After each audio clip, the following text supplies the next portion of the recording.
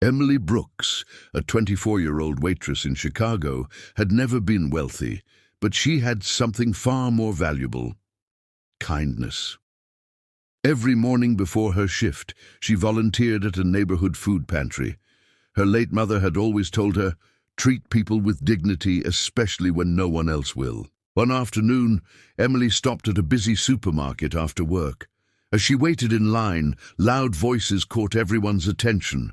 A well-dressed woman was angrily accusing an elderly lady of trying to steal groceries. The old woman, wearing a faded coat and carrying only a small basket, quietly insisted that the cashier had accidentally scanned the same items twice. Instead of listening, several customers mocked her appearance. Without hesitation, Emily stepped forward. "Please stop," she said firmly.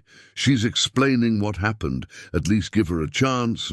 The crowd fell silent. Emily paid for the elderly woman's groceries with the little money she had left for the week. The old woman tried to refuse, but Emily smiled. "One day, someone helped my family when we needed it most. This is simply my turn." The elderly woman introduced herself as Margaret Wilson. Before leaving, she thanked Emily with tears in her eyes and asked for her name. Emily thought nothing more of the encounter. 3 days later, a black luxury SUV arrived outside the small diner where Emily worked. A sharply dressed man entered with several assistants.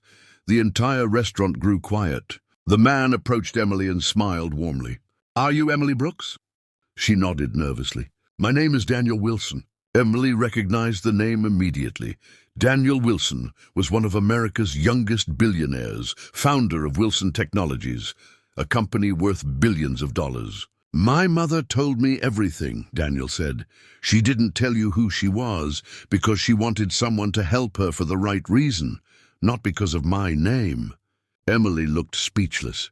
Daniel explained that Margaret often dressed simply and visited public places without security to understand how ordinary people treated one another. "You were the only stranger who defended her," he said. Daniel offered Emily a management position at his company's charitable foundation. The salary was far beyond anything she had imagined. Emily politely smiled. "I appreciate your generosity, but I don't want a reward for doing the right thing." Daniel laughed softly. "That's exactly why you're the perfect person for this job." After much thought, Emily accepted, not for the money, but because the foundation helped struggling families across America. Months later, Emily transformed the foundation into one of the country's most trusted charities.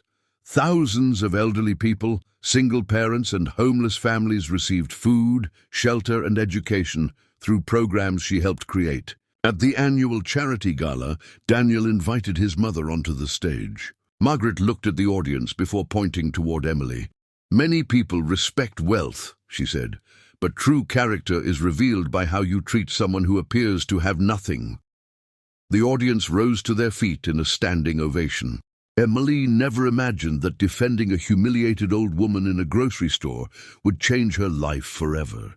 Yet she learned that every act of kindness creates a ripple, and sometimes the person you help carries a blessing far greater than you could ever expect.